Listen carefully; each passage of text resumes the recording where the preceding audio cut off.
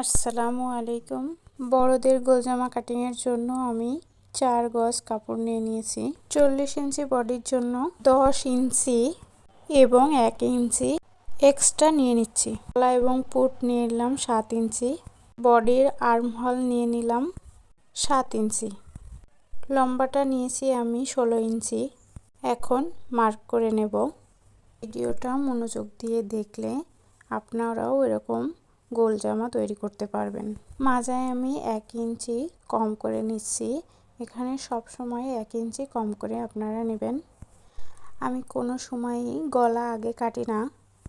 Armhole আমি এভাবে 1 ইঞ্চি নিয়ে গোল করে সুন্দর করে একটা শেপ দিয়ে দেব।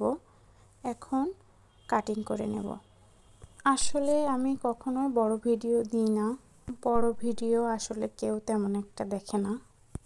তারপরও ভাবলাম তোমাদের সাথে একটা ফুল ভিডিও কাটিং শেয়ার করি। আমি সব সময় গোল জামাই পরি, এজন্য আমি বেশিরভাগ গোল জামা কাটিংই করি। এই তো আমার কাটিং করা হয়ে গেছে। এখন আমি এটাকে সরিয়ে নেব। নিয়ে পুরো কাপড়টাকে রুমাল ভাঁজ দিয়ে একটা ভাঁজ দিয়ে নেব। কোণা থেকে ধরে 14 ইঞ্চি পরিমাণ ঘুরিয়ে ঘুরিয়ে রাউন্ড শেপ দিয়ে নিলাম। এখন এই কাপড়টুকু আমি কেটে বাদ দিয়ে দেব। আমার এখানে কাটা হয়ে গেছে।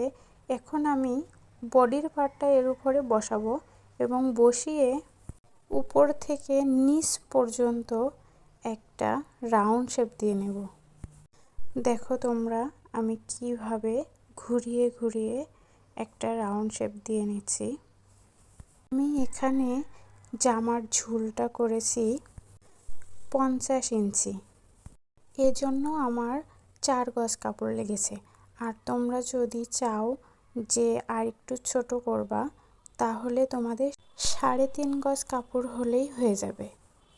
আমি এখন কাপড়টা কাটিং করে নিচ্ছি। বড় জামা কাটিং করে দেখাতে গেলে একটু ঝামেলাই মনে হয়, তারপরেও তোমাদের দেখালাম। এখানে নিচে আমার অল্প একটু কাপড় জোড়া দেওয়া লেগেছে। এই যে দেখে নাও কিভাবে আমি বসিয়ে সুন্দর করে এটার মাপ অনুযায়ী কেটে নিচ্ছি।